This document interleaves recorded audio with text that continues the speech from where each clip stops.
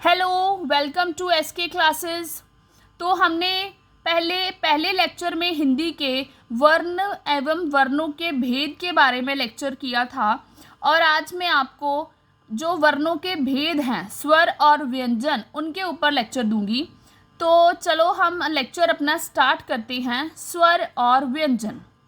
स्वर क्या है? स्वरों का उच्चारण करने में किसी अन्य अक्षर की सहायता नहीं लेनी पड़ती। जिन ध्वनियों के उच्चारण में बिना किसी रुकावट के मुख से हवा निकले उसे हम स्वर कहते हैं। स्वरों का उच्चारण स्वतंत्र रूप से किया जा सकता है। हिंदी वर्णमाला में कुल 11 स्वर हैं। तो इसको पढ़ने के बाद हमें क्या समझ आता है कि स्वर क्या है?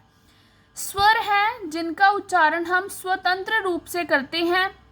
जब हम इनका उच्चारण करते हैं तो हमारे मुख से जो हवा है वो बिना किसी रुकावट के निकलती है। तो 11 स्वर कौन कौन से हैं? छोटा आ, बड़ा आ, छोटी ई, बड़ी ई, छोटा ऊ, बड़ा ऊ, री ऋषि, छोटी ए, बड़ी ए, छोटा औ, बड़ा औ। तो स्वर के भेद। स्वर के आगे 3 भेद हैं, ह्रस्व स्वर, दीर्घ स्वर और प्लुत स्वर। तो इनके बारे में भी आगे चर्चा करते हैं। सबसे पहले है ह्रस्व स्वर। ह्रस्व स्वर क्या है? जिन वर्णों के उच्चारण में थोड़ा समय लगता है, भाव की एक मात्रा का ही समय लगता है, उन्हें हम ह्रस्व स्वर कहते हैं। इन्हें हम मूल स्वर भी कह सकते हैं। दूसरे नंबर पर बात करते हैं दीर्घ स्वर। जिन स्वरों के उच्चारण में ह्रस्व स्वर से दुगना समय लगता है। पहले में क्या था कि एक मात्रा का ही समय लगता है या कम समय लगता है। दूसरे में है जिसमें ह्रस्व स्वर से दुगना समय लगता है। और तीसरा है प्लुत स्वर। प्लुत स्वर क्या है? जिन स्वरों के उच्चारण में मूल स्वर से लगभग तिगुना समय लगता है, उसे हम प्लुत स्वर कहते हैं। तो स्वर के बारे में हमने पढ़ लिया। आगे हम व्यंजन के बारे में बात करते हैं। जिन वर्णों का उच्चारण करते समय हवा रुककर मुख से बाहर निकले तथा जिसके उच्चारण के लिए सदैव स्वरों की सहायता ली जाए, उसे हम व्यंजन कहते हैं। जो स्वर है वो बिना किसी की मदद के हम बोलते हैं, भाव की वो स्वतंत्र रूप से उच्चारित किए जाते हैं। और व्यंजन क्या है? व्यंजन के लिए हमें स्वरों की सहायता लेनी पड़ती है। व्यंजन के भेद।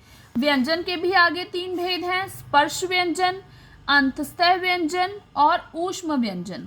स्पर्श व्यंजन। स्पर्श व्यंजन क्या है? इन व्यंजनों के उच्चारण में जो हमारी जीभा है या जीभ है वो मुख के किसी भाग को स्पर्श करके वायु को पहले थोड़ा रोकती है और फिर आगे निकलने देती है।